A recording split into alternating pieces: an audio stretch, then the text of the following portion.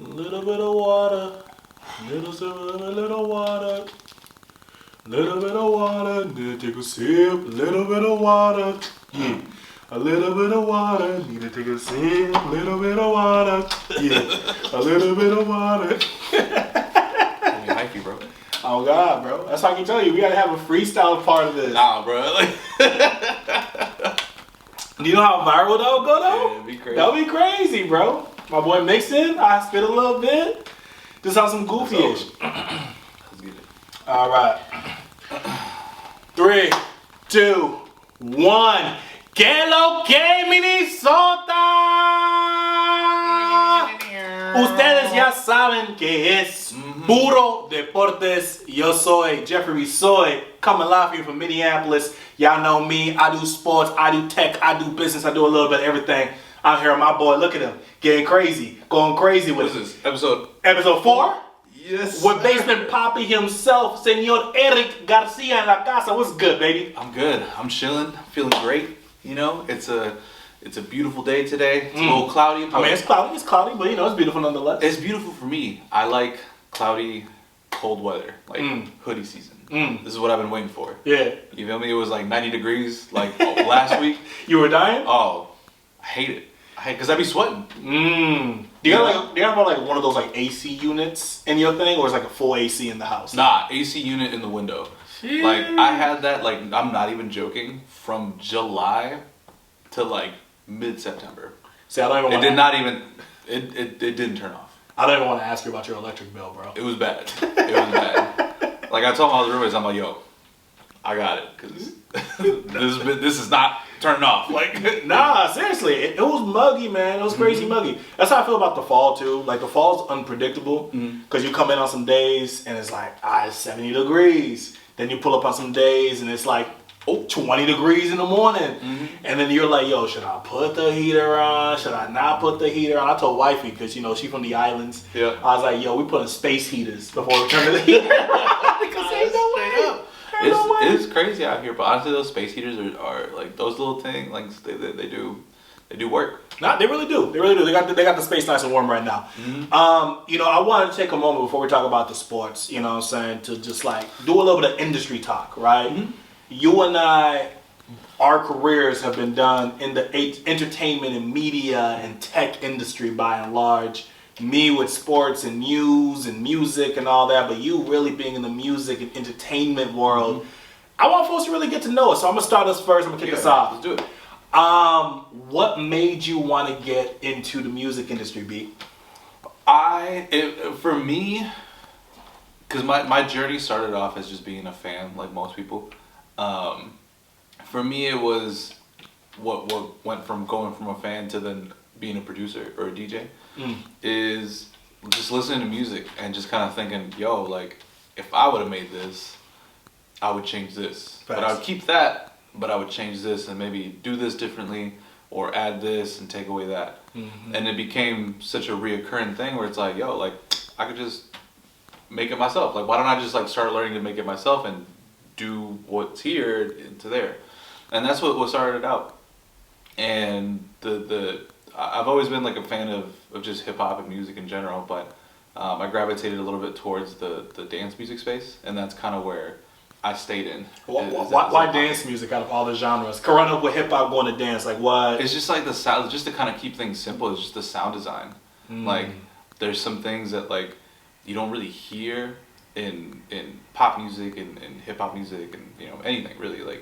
Like there's simplified versions of that with like a cool sound. Like anything Timbaland was dope. He had some crazy sounds. So it's like imagine that type of like ideology and production, but that's the center of it. Like with dance music, like the sound design is everything.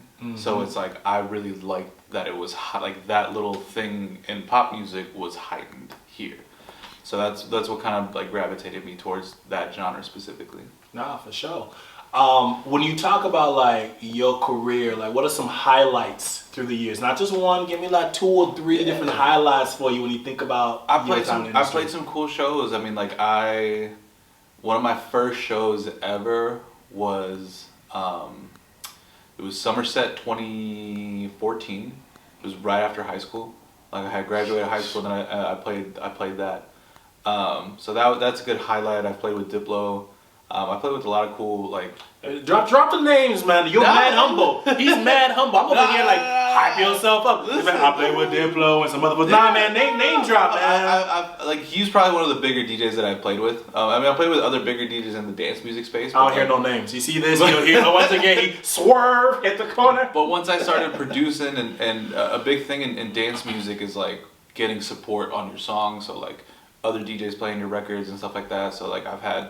One of the bigger ones, and probably my most proudest one, is Skrillex playing one of my records for all of 2016. A good chunk of his shows. That was probably like the highlight of my whole career, both making music and then later moving on to the music business side of things. Like out of everything, like that's probably been like my proudest moment because that's someone that I idolized when I was like 13. You know, and then like now he's playing your records, like.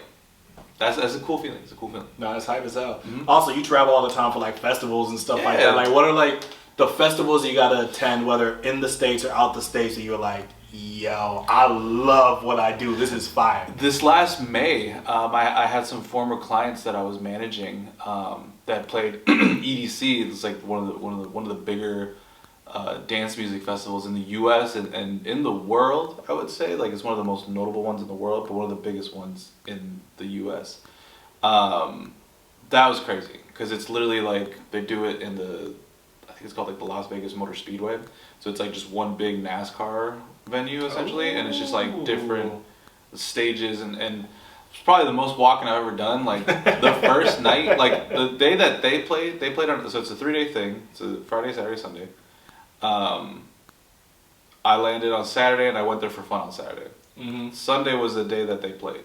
So we got all the perks, all the wristbands. Like they gave us like the golf cart because you know it's a big space. It's a big space. You got to be able to drive around. So I didn't find out until the second day that the wristband that I had for Saturday didn't have a golf cart. So I'm like, all right. They're like, you don't have the golf cart wristband. That one's for tomorrow. But like, there's a little walkway like that you can, you know. And I'm like, oh yeah, cool. Like a little walk, a little pedestrian walk. Exactly. My steps in, bro. I underestimated how big that was. Like, that was the most walking that I've ever done in my entire life. Like, and I've been to like Disney World, you know, like, but that was crazy. And like, if you're not familiar with EDC, like, look it up. Like, they have like, there's no elevator, there's no escalator to get down to the speedway. Like, it's just like stairs. So like, imagine going crazy, walking around all night, and then you have to leave. And in order to leave, you got to go up these crazy steps. It's humbling. They had you training like Ant-Man. No, straight up, bro. I was like, yo, by the end of the trip, I was like, bro, like. Nice calves, nice quads. You got to the plane seat, said, yo, take me home. Yeah, no, literally, yo, get the wheelchair. You know what I'm saying? But that was probably like one of the coolest festivals I've ever been to, and that was like, for me, that was like, I had made a promise to myself that I wouldn't ever go as a fanatic to that festival until I either played or worked in the music industry, and like that was again like the only thing that I paid for was just my flight and my hotel. Yeah. And everything else was because of the work that we were doing. So that was cool. That was awesome. Nah, that's mad dope. You've been an artist. You are an artist. A producer. You are still a producer. You're a manager. You manage artists right now. You are now Puro Deportes, papi. You feel me? You know what I'm saying?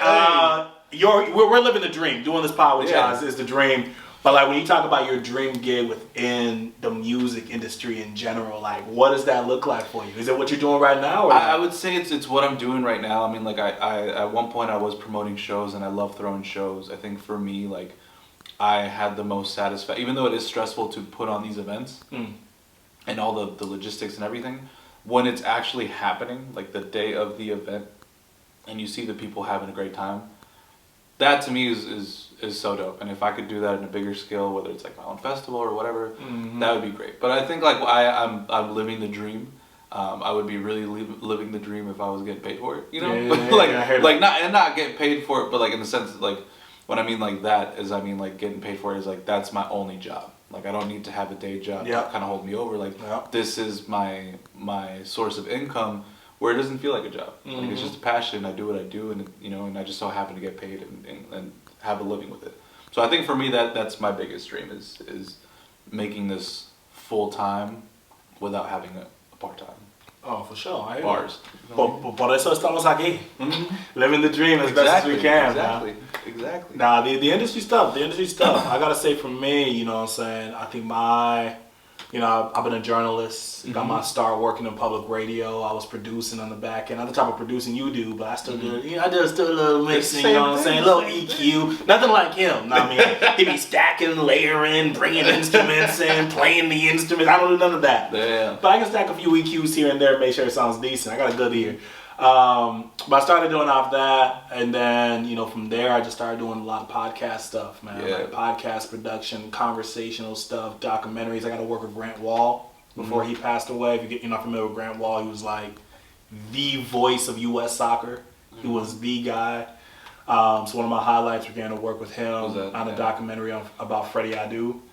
Yeah. So, the player that could have been. That could have been, and like learning about his story, about like why didn't he pan out? Was he a success? And like in many ways he was a success, but it's like not to the level that we thought he was gonna be. That was an interesting doc because I've seen stuff about him as a player, and then it wasn't until you had started promoting the doc that I got to learn a little bit more about it. And it's very interesting because it's almost like a. They always have him in people's lists of like who could have been, like Wonder Kids and who could have been. So no, for sure, it's interesting, right? Because you look at that particular doc, it's like, was Freddie at fault? Partly, but you also threw a 13-year-old kid into a grown man's world. The players hated on him. The coaches didn't know what to do with him. But then you also had USA trying to grow the sport of soccer, and they needed a face. Yeah.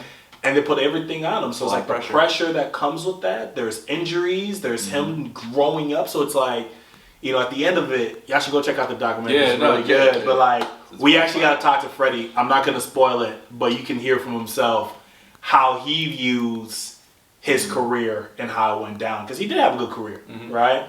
And he's only like 32, bro. Yeah, like he's like 32, not that much older than me. Yeah. That's crazy. I think that's definitely the highlight. The two other highlights is when I got to do a documentary about baseball in the DR. Let's go. Yeah, man. I was living in Mexico. Fire, bro. Nah, it was dope, man. I was living in Mexico. Went to the DR for like 2 weeks. And I was like trying to understand the history of why the DR is so good at baseball. And why they love it so much. It's like it's a deep history that goes all the way back to the late 1800s, bro. Like, this is not a recent thing. It starts with U.S. military.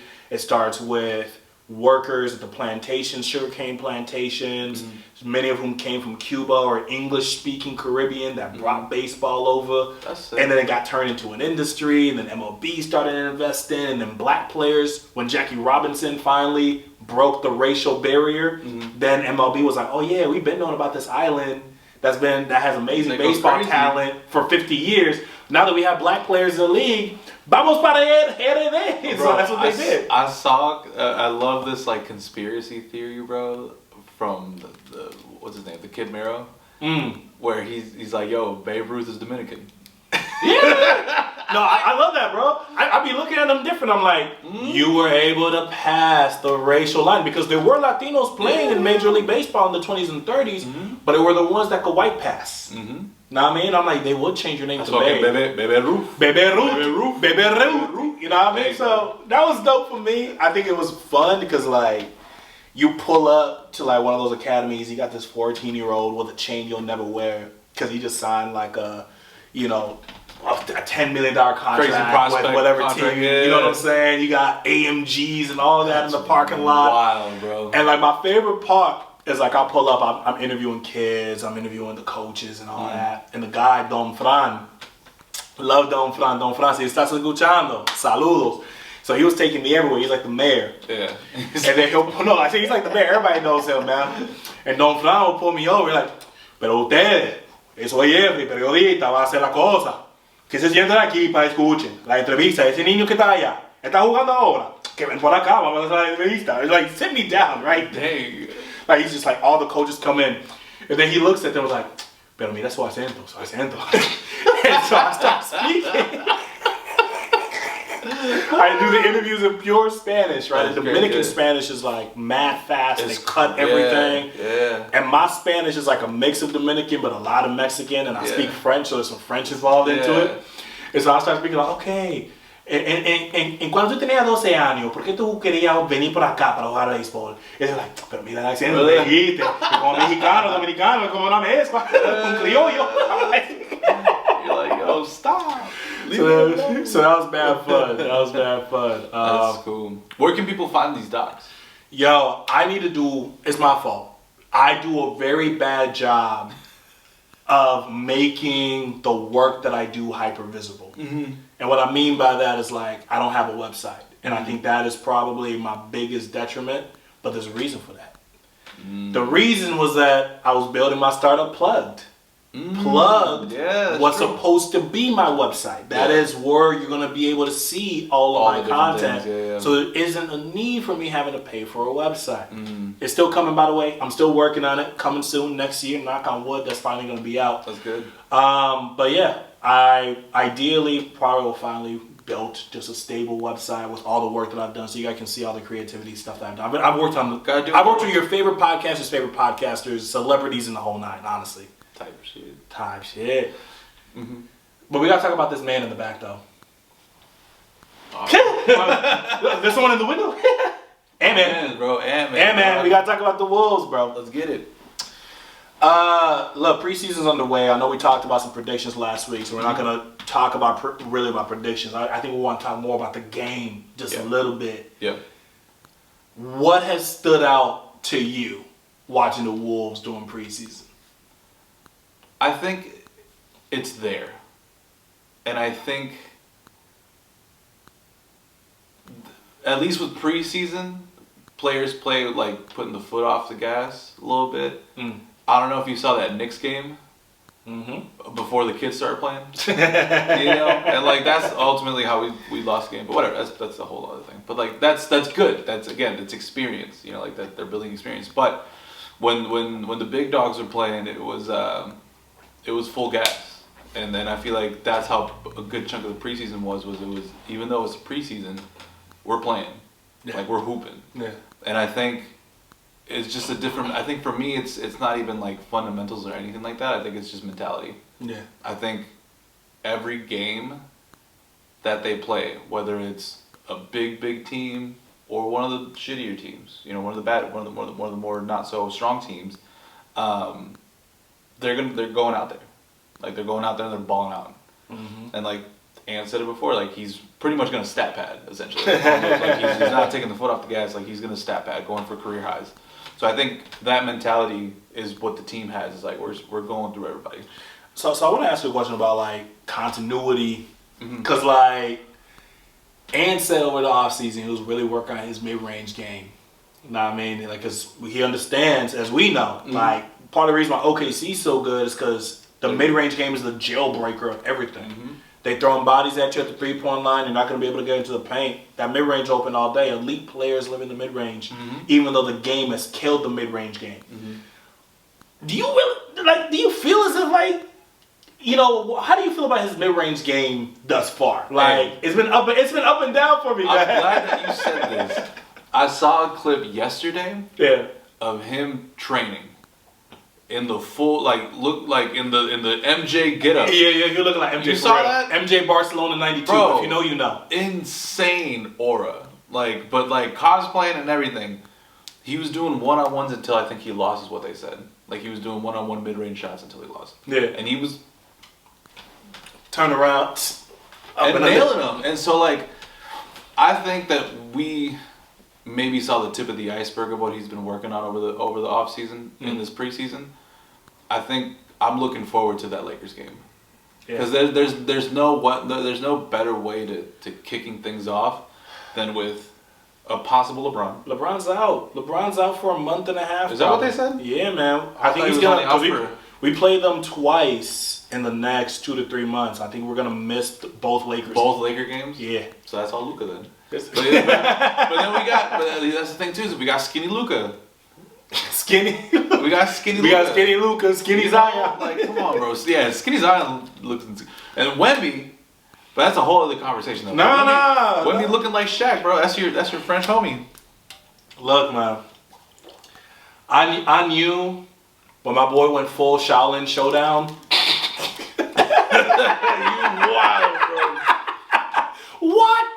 If you know, you know. Crazy. When he went full Charlie Showdown, That's funny. I knew that he was a child of destiny.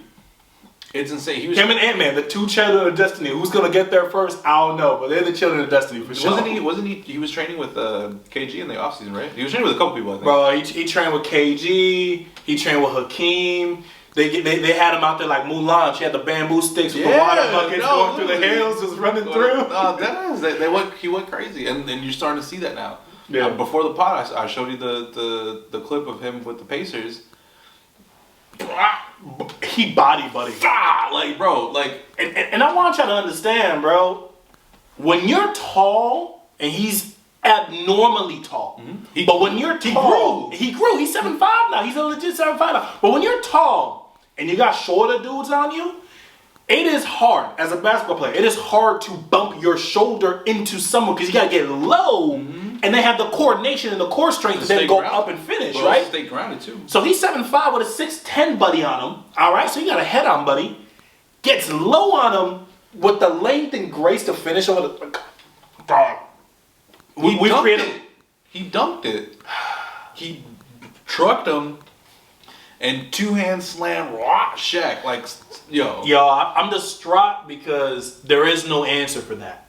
This is if you took Giannis, put him in the lab, turned him into Mr. Fantastic, stretched him out, and made him 1B with some shooting touch. And like, are you kidding me? And then you put him against Rudy. Come on, man. This is Super Soldier. I'm tired. This is not Captain America. This is Captain France, Captain Paris. Like, this is this is all bad. Capitaine. No, but he's gonna be a fun one to watch. There's a lot of people that I'm excited to watch. But no, I think for Ant and the Timberwolves, like, I think this first game with the Lakers is what's gonna set the tone. You know, so I think, and then again, especially with like a skinny Luka, who I feel like he has something to prove. Yeah. It's like the perfect game. Yeah, man. I feel like I want to talk about some standouts for me. I think two things that stick out to me is like I do think it was smart of the Timberwolves to just stay with the same roster. I got a lot of friends and homies. We talk sports, you know what I'm saying? And they'll be like, "Yo, we got to flip this, we got to flip that, we got to flip this." I'm like, look, you made it to 2 Western Conference Finals back to back with the same roster. With the same core. Yeah. The same core. Like, and you already did a monster trade last year. There's no reason to rock the boat more. Like, you can do it, but it doesn't always mean you should do it. If they rock the boat, like, we could easily make that trade for Giannis. Giannis wants out of Milwaukee. He said Ant-Man. But then he said Ant-Man's one of his favorite players in the league. But then it's like, who do we lose? And then it's like, and then you shake it up right before the season. So it's like, as much as like a Giannis would be sick to have, we just don't need that. Now, we don't, but it would be nice though. I ain't gonna lie. I ain't gonna lie. Like, had this conversation happened maybe like that's Giannis' fault though. Giannis had all off season. They were like, "Yo, Giannis, what you trying to do?" Giannis is over here like, "I want to go to Greece, play in this tournament with my family, enjoy that, and then move them, and then focus, and then I'll make decision." You know what I'm saying? It's like, I love you, Greek freak, but you could have helped a lot of teams that spent a lot of money already that now can't afford you. So, but now New York can't even afford you, bro. No. But now you got his other brother now joined the team because they're trying to keep him. They understood the moment that they let superstar Thanasis go, that the domino effect of Giannis leaving. So now, hey, if you know, you know, bro. Like, I forget what podcast it was when this one dude was like, "Nah, man, you guys don't understand. Thanasis is what allows Giannis to go hard. No. Like, whenever Thanasis is around, you just see how Giannis' mood go up. And when his mood is up, there's nothing you can do about it. When Thanasis left, he just wasn't the same." So, well, now we're going to see what that looks like with this. What Alex pull up? But Alex not here to bring his mood up. Alex is here to make sure he stays. Those are not the two same. They're not the same purposes. Know what I mean? No. It's a domino effect, bro. I see where you go in Milwaukee. That's crazy. He moved his family out to Greece. He's like, "I'll bring one to you." So, yeah, literally, like, no worries. We got you. But no, what I was going to say about the Wolves, though, some standouts for me. I think continuity is smart. Yep. Johnny Juzang. Dog, you are a star. All right? You're on a 1-year deal. You were one of the best three-point shooters last year. 6'9", can shoot, can defend. We all were sad that we lost Nikhil, but honestly, we replaced him with like 3 or 4 different players. Which I think it covers what he lacked. And Johnny, my thing with the Wolves, this is my biggest thing with the Wolves, and it's been my issue with the Wolves in the entire roster construction over the last 5 years. Cat, Rudy, it doesn't matter. The Wolves in that starting lineup need a pure shooter that has size. Mike Conley is a pure shooter, but he's 5'10". Sorry, Mike. Sorry, Uncle Mike. Minnesota Mike. I'm sorry. And a pure shooter in the sense that he can shoot at a high value, but you don't want him just coming off of curls. He's too dynamic for him to only do that. Yeah. Jaden's three-point shot has still not come around. His offensive role is still not defined. So that's the position that really hurts you. Yeah. Julius is Julius and Rudy is Rudy. So it's like when I see Johnny Juzang looking like Klay Thompson reborn, no Meg Thee Stallion around him.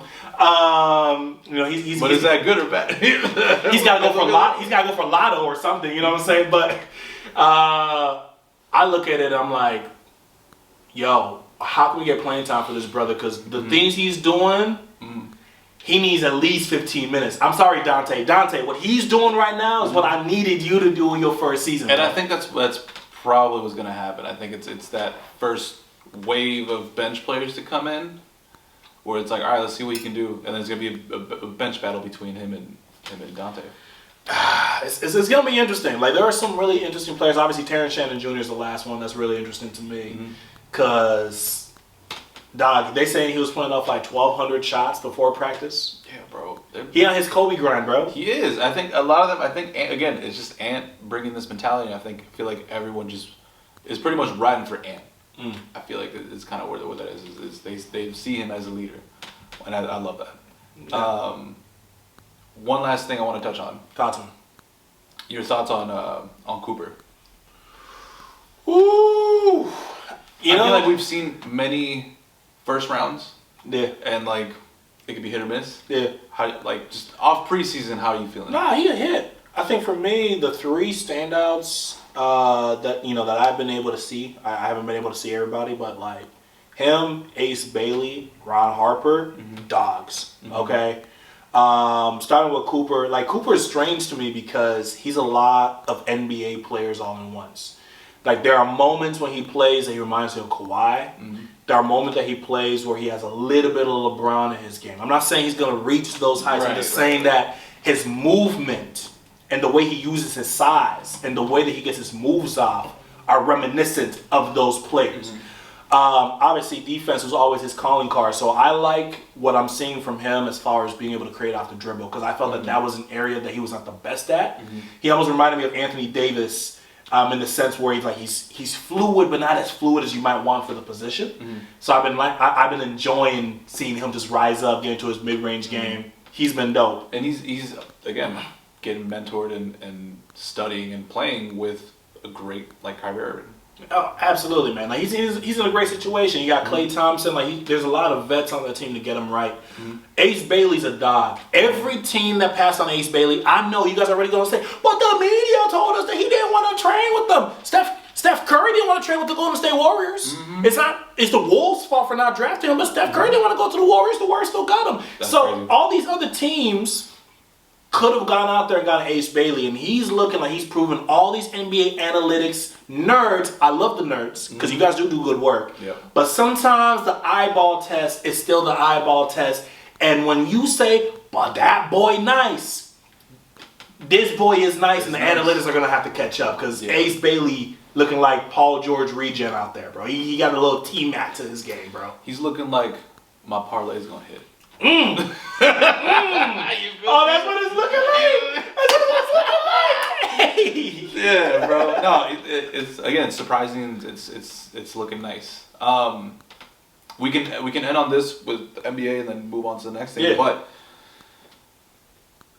Eastern Conference Final teams, Western Conference Final teams. Right now, we can check back. We can check back on this. Let's say December. So what are we doing? Just top 3, top 4? Let's do top 4. Top 4 for me in the West. I'm going OKC, Minnesota. 3, I'm going to go Houston Rockets. I know they lost FVV, but you bring KD onto a team with a lot of long defenders, they're still going to be really good. They were good last year. Looking nice, yeah. 4, I'm going through teams in my head right now. I'm like, who should be 4? You got the Warriors, you got the Lakers. I'm agreeing with this list. All right, who's your 4th? Give me So your my 4th would be the Nuggets. Thank you. The Nuggets are definitely there. Let me put the Nuggets at 3 and put the Rockets at 4. I put Wolves, Nuggets, OKC, Rockets, Lakers. Wait. Ooh. No. That's 4, right? No, I mean, you gave it like 6. I gave you 6. Yeah. Wolves. Yeah, Wolves, Nuggets, Rockets, Lakers. Hey, you heard it here first. This is the mega homer right here. He believed in that man. Take me there, 5. Take me there, 5. Take me to the promised land. East Coast, Eastern Conference. Orlando. At 1. No. Oh, not at 1. Sorry. Let's see. At 1. It's got to be New York, right? Or Cleveland? They're the 2 best teams in the East because Indiana's Tyrese is gone. Yeah. They're still going to be good, but they're going to be good. So I'll put them at 3. I think it's tough between like Cleveland and New York. So and Boston's down too. So I'll put them tied. So I'll say there's no particular order for the Knicks. All right, put your teams. Cleveland, Knicks, Pacers, Orlando. I think that's actually the order from 1 through 4. Really? Cleveland was one of the best teams last year. I haven't seen any of their preseason games. I don't need to see preseason. Like, they're the top of I feel like preseason gives you like a little bit of a... Preseason's a sham. Alright? Teams be looking like bums, and then you get to freaking season actually starts, and they're looking like world beaters. Here's what I learned from the Cleveland Cavaliers last year. They're like that random Atlanta Hawks team with Jeff Teague like 10 years ago that just kept winning 58, 60 games every season, but then got to the playoffs and didn't do nothing. Yeah. They're meant to just win games. They just have basketball players. Mm-hmm. And because they have basketball players, they're going to be good. And I think their ceiling grows as Evan Mobley keeps getting better, as Darius Garland keeps getting better. And that's why I got Cleveland 1. Kate's still on the team, right? Kate's with Detroit. Yeah. Kate's with Detroit. But I'm not thinking of that place for Cleveland. Donovan Mitchell. Yeah. Donovan Mitchell's there. So that's a real good team. So I still got Cleveland 1. I'm going New York 2. Mm-hmm. 3, I can definitely go Orlando. I think Orlando's going to be a sleeper pick. Orlando's going to be nasty, bro. Desmond Bane. You add Desmond Bane. They've been sorely needing a 3-point shooter like him that can also play make. And you give him Desmond Bane? Come on, bro. Light work. And then 4th was... Pacers. I think Pacers do finish roughly around 4th. Mm-hmm. My sleepers... The East is fun this year. There are some teams that are fun to watch. I do think that for another year... The championship's going to go to the West. The West is just, unless they start splitting teams. Yeah. The West is always as of right now is going to be the division. No, it's definitely the division. It's definitely the division, but there are fun teams, and that's something you can't always say from the East Coast. Yep. Detroit's fun. Yep. Miami, Khalil Ware's been balling out. When you talk about preseason, I don't think that's a shame. I think Khalil Ware is really that guy. Charlotte. You want to cop a jersey?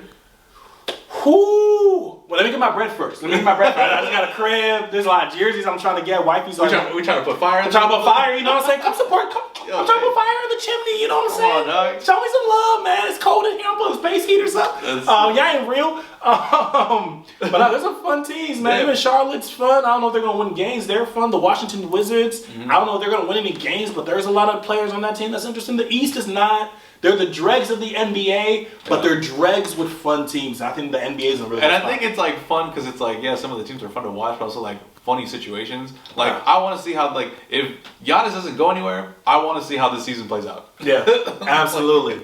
Absolutely. All right, let's transition to international play because, you know, we haven't had the Prem. World Cup's coming up in a year, so we have a lot of international games. I have beef with international. Talk to me about your beef, bro. What's going on? What you feeling? Odegaard's out. Odegaard's out till November. Hey. Knee is like a knee issue. Like hey. I don't like it. I don't like. Who replaces him? I need this for my fantasy. Who's replacing him? Mikel Marino? Norgard?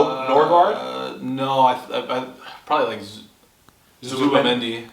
But they have had Eze in the mid too though. They have. Like, I kind of like that though. Yeah, he is more of a 10 than he is a 17. Yeah, so I think they might do that before they do anything else. But I mean, I'm not really stressing because we got depth in the mid now, which is nice. Mm-hmm. But no, I think it'd be like a Zubamendi or Eze, or if not Mikel. Mm. I'm sorry for Gunners fans, bro. I feel for you. Sad. There are a few teams I want to talk about with international play quickly. Yep. First and foremost, what's good with Mexico, bro? What's good with Mexico? You guys lost 4-0 to Colombia recently. In your other recent games, 2-2. He's drinking his juice. My boy, he's stressed out. Yo, 2-2 tie with South Korea.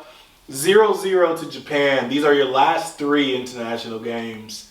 So again, I'll say it again. ¿Qué pasa con México? They're lucky that we're hosting. Dang. Because I really don't think that this team would have even qualified. Or they would have barely qualified. But for me, it would be surprising. Depending, like we don't even know what the group stages are. But like for me, it'd be surprising if we even got out of group stage. So what I'm hearing is Mexico no se armó. They haven't in years, bro. No se armado in years. Like it's like I don't know. Like there are young talent, absolutely. Who are the young talents? Who are the young talents that you're like, okay, in this upcoming World Cup they're gonna pop out? Like for me, no one. There are no standouts. Like I feel like they just don't like. There are young talents, but they don't really develop them. And then it really just kind of like boils down to the federation. Like there's so much corruptness that's going on. There's a lot of behind the scenes stuff, a lot of politics, and it's just like until they figure that out.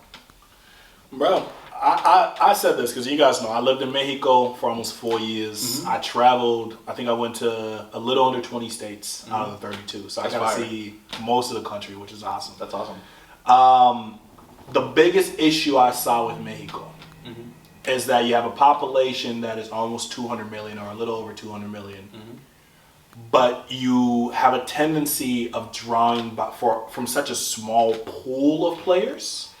And the players that are actually living and breathing football aren't having the opportunity to play. And that's where the corruption comes in. Like, what makes Brazil great is that they realize how great they were, so now they just scout everywhere. Yeah. And everyone has equal opportunity to play. It's not a pay-to-play system. No. But in Mexico, we're doing a pay-to-play system like it's the U.S. Yeah, and that's going to be the downfall. It is the downfall, bro. Because, but not only do you have that, but not to cut you off, but not only do you have that, but you also have a lot of the, like, again, like, this is like the best way that I can put it, but a lot of the rejects from here going to Mexico because they have dual nationality. Yeah. And it's, I guess, again, it's just not fair. It's sometimes not good. Sometimes there are some good players, but at the end of the day, it's like, again, once we started kind of adapting that system, it's just been kind of downhill since then. But it's also down, but you guys should also be down bad though, because you guys were also able to get binationals for a long time because Team USA was very racist. I have to call it for what it is. Yeah, Team USA was outwardly extremely racist. Absolutely. Go listen to my Freddie Adu pod. We talk about the racism in Team USA. Yep. So it made it so Mexican Americans and other Latino Americans who grew up here wanting to play for the country that raised them, the country that they call home, and they're like, yo sé que ese país no me va a reclutar. I'm going home to play for my country. But now that's starting to change. There are Latinos on the team now. There are Africans on the team now. Yeah. And when those binationals start choosing the U.S., what does that pipeline look like, truthfully? And that's my issue with Mexico, is that the pipeline is so thin, and I don't see that changing unless the corruption's out, man. And I feel like we need to hit a really, really, really, really low for anything to change. Is this not a low? It's not going to be a low until we have an embarrassing, like... 4-0 lost to Colombia. I mean, Colombia's good, but they're not that good. But I feel like, again, like, there's casuals that watch it, and then there's, like, not casuals that do watch it. And then there's the diehards that know what's good. So you need to see it. So they needed to be embarrassed in Mexico. It needs to be a global embarrassment. Kind of like when Brazil lost 7-0 to Germany. You know, obviously we got to talk about Team USA. They tied 1-1 with Ecuador. And our boy, Ener Valencia, to all the Man United fans, mi gente de Ecuador, ya saben que es un super estrella. At 35, still going crazy. Balling out like he's 20, bro. Look, obviously Moises Caicedo didn't play in that game. Pulisic came off the bench. He kind of has a haggling injury, but it's 1-1. What do you think about both Team USA and Ecuador quickly? I don't really have an opinion on the U.S. There's There's so much going on. Listen, I mean, like, I am not gonna lie. Like, I'm not tapped in with them. Like, I just don't care for it, unfortunately. Like, there's no one to me that excites me. Like, even as, again, friendly rival hater, like Mexico team in the U.S., that excites me. Like, you know, like, back then at least it was like, all right, cool, Landon Donovan, Tim Howard, like, cool keeper. Yeah. But now it's just like, I don't really, there's no one that excites me there. Like, you know, like, so. Tim Boyle don't excite you? Chris Richards from Crystal Palace, a dog don't excite you? Don't move me. No, I'm saying McKinney don't move you? He's funny, but he just don't move me. Tyler Adams, Bournemouth, center midfielder legend, don't move you? Don't move me, bro. Diego Luna don't move you? Don't move me, bro. Christian Maga Pulisic don't move you? Definitely don't move me. Definitely don't move me, bro. I'm sorry for the MAGA fans. I don't want to come for y'all, but yeah, I had to say what I gotta say. But no, I mean, like, it just doesn't. I don't know. It just doesn't excite me. So when I saw that, I was just like, whatever. But I mean, like, shout out to Ecuador though. Ecuador's cool. Like, Ecuador's gold, man. I think there's a lot of nice sleeper South American teams. So I'm very excited to see how they continue to play out. Absolutely. I'll just quickly say Malik Tillman is nasty. He's super nasty. In the Gold Cup, he was one of the standouts. He started that game in place of Pulisic. They need to figure out a way to keep him on the squad. Team USA, I don't know what they're going to do. So how do you feel about the coach? Do you think? Look, I think do you think it's a coach thing or do you think it's a system thing? I just think these players just got to mature. Like, I think one of the biggest issues that Team USA always has is that coaches bring philosophy and they bring a system. Is Pochettino the best in the world? No. But he's a very good manager, right? But at the same time, we don't criticize these players enough. Yeah. Soccer is not just I can take on 3-4 players or I can just hold down my line. Soccer is a lot of heart. That's why we love the World Cup. Teams with a lot of heart are always going to make you sweat. And the Team USA, independent of the coach, need to find their heart. There's no heart. And I also think that in the U.S., they have a tendency of overrating how talented their team really is in respect to the world. Now, this isn't like 15 years ago. This is a talented team. They're a top 15 team in the world, and they're probably 15, but they're not France. They're not England. They're not Spain. They're not Argentina. They're not even Colombia, Colombia has a sleeper good team. So I think there's levels to it. I think USA fans, unfortunately, USA fans is actually what kills me. Yeah. From liking Team USA. It's a very good team, but they're not there yet. So I think these are just consequences of the repercussions of not picking up what's his name that's now coaching Team Canada. Oh yeah, buddy, who was coach of Leeds, Jesse March. Yeah. I wanted Jesse March. He would have been incredible. He would have been a great fit for the U.S. team. And for whatever reason, they decided not to do that. And now he went to Canada, and he's not leaving. He's like, yo, I'm not taking that job. Remember when we almost got Luis Enrique? Who's we? My bad. You right. Who's we? You right. I be saying we because you know citizenship. Know what I mean? Citizen, please don't. Please, I need to stay. I just bought house. I need fire for my household. Hey, I beg. It's funny. Look, let's switch gears. In our last segment here to close us off, I just want to play a little bit of game. Because we like to have fun on this pod too. So the challenge here, we're going to go in like a draft situation. Okay. We got to draft a 5-a-side soccer team. We need a goalkeeper. We need a defender, 2 midfielders, 2 strikers. I think that's 5. That's definitely 5. Yeah. And they've got to be, we each have to have a player from the African continent, a European player, Asian player, South American player, and North American player. So you got to have all 5 different continents on the roster. If you're trying to go Oceania or anything like that, you can be my guest. So I'm going to let you go first. Do we start, should we go 1 for 1? 1 for 1? Cool. So let's start from the back. I'm going to give me... Oh, before you pick your first, no Messi, no Neymar, no Mbappe, no Ronaldo, and we're going the last 20 years. Okay. Now, I mean, that way we can remove the superstars, and then we figure out the rest. Give me a prime Memo Ochoa in goal. Ooh. I have to. All right. I have to. All right. No, North America then. North American. I love it.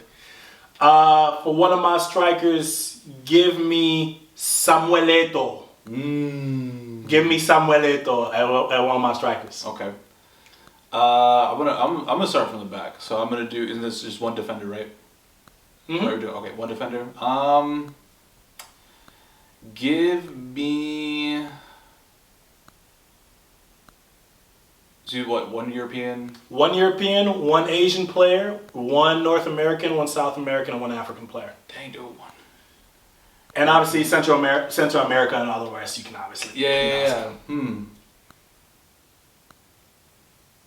This boy really. It's tough, bro. It's tough. One European player, like that's kind of crazy. One European player. I'm gonna have to go up top. I'll go up top and I'll put the GOAT, Titi. Thierry. All right, he go Thierry. Yep. I love it. I'm gonna go to Asia, and just pick up my boy. I think I'm gonna classify him as a midfielder. Let me just pick up Son real quick. Let me pick up Son. Let me pick up Son in midfield. Interesting. Okay. Was Park the one that played at Man United? Was he a midfielder or a winger? Well, they had Shinji Kagawa and they also had Park. They were both. I would classify wingers as midfielders for the sake of this exercise. Okay, let's do it. So I'll put Park up top with TT as like the Asian player. So you got TT and Park up top. Yeah, let's do it. All right, I like that. I got my Asian player and I got Son. I almost went Kaisuke Honda because I love Kaisuke Honda. Yeah, but I had to go Son.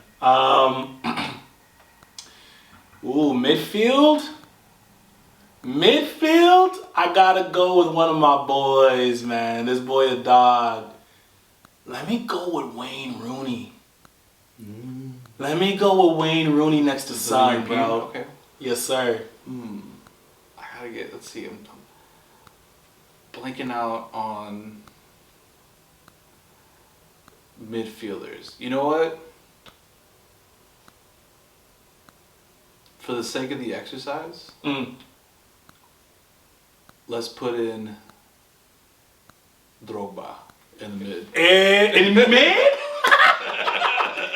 A tank. There's no Park in mid, bro. What are you talking about? I mean, he could play mid though if he really wanted to. Yeah. I mean, if it's a 5-side, I mean, it's nice to have someone big in the middle. Yo, dang.